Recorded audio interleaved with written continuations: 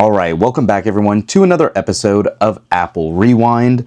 This time we actually have quite a bit that went on in the week of Apple. First things first, let's start out with the betas that they did drop, and Apple did release iOS 26.2 Beta 2, and this one came in with an actual new build number. Let me pull it up for you under Settings, General, and About. With an H build, as you guys can see here, this is a full build number of 23C5033H. And if you follow the channel, you guys would know this is a good sign. It still seems like everything is looking like it will be on track, luckily, for a release mid next month. And I have to say, while performance has been great, battery life, not so much. This seems to still drop off of a cliff, and even more curiously too, watch OS has been almost as bad as Beta 1. I was hoping for a real big improvement. Unfortunately, we didn't see that. If you guys are a big stats fan, you can see here we did run a benchmark test for Geekbench 6, and you can see it actually did come in just a little under what it was historically from Beta 1. And yeah, this is fine. Performance along the whole way hasn't been terrible.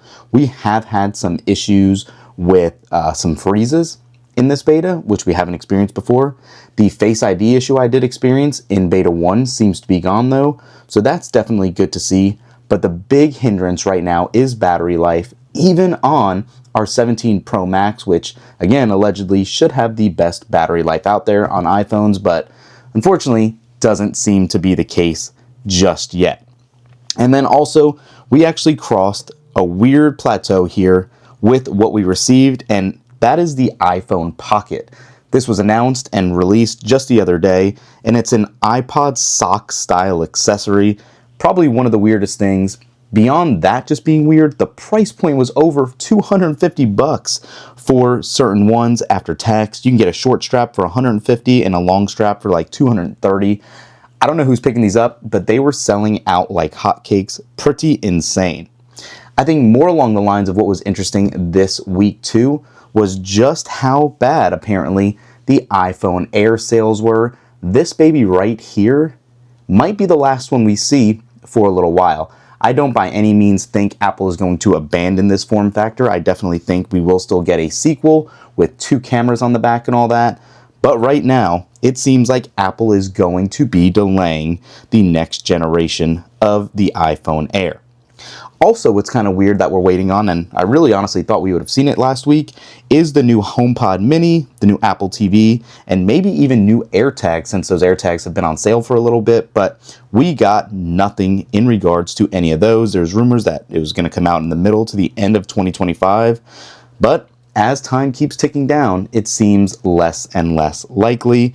So even with the holiday season come, who knows? Delayed releases for the HomePod Mini and Apple TV could be tied to the ongoing delays with Apple's revamped Siri that we're well aware of, but we really will wait to see what happens with that. Also, Apple did launch the US Passport feature on the iPhone, where now you can keep it in your actual wallet and have all of that here if you so wish. So that's cool. Still just not happening just yet, but we'll keep our eye on that one as well. Beyond that, obviously, the phone has been okay. I'm really looking forward to this being on a weekly release cycle now for betas. So hopefully, we will see some more changes in iOS 26.2 Beta 3. That should hopefully be coming in another few days or so. Let me know in the comments below, how has iOS 26.2 betas been for you guys? Again, I kind of told you my experience here, not the biggest fan, but from a day-to-day usage perspective, it's fine. I mean, it's fast like every other beta has seemingly been. We'll just jump around, go into an article, scroll over. You know, everything is working pretty well. So yeah, I'm just up in the air about battery life. Hopefully this can be fixed in a timely manner. Otherwise, we will be stuck with some pretty bad battery life for a little while to come.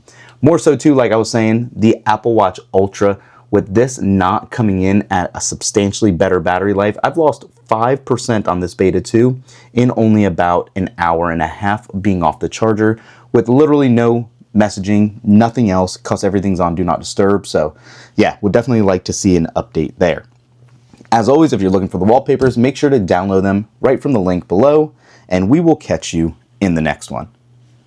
Peace.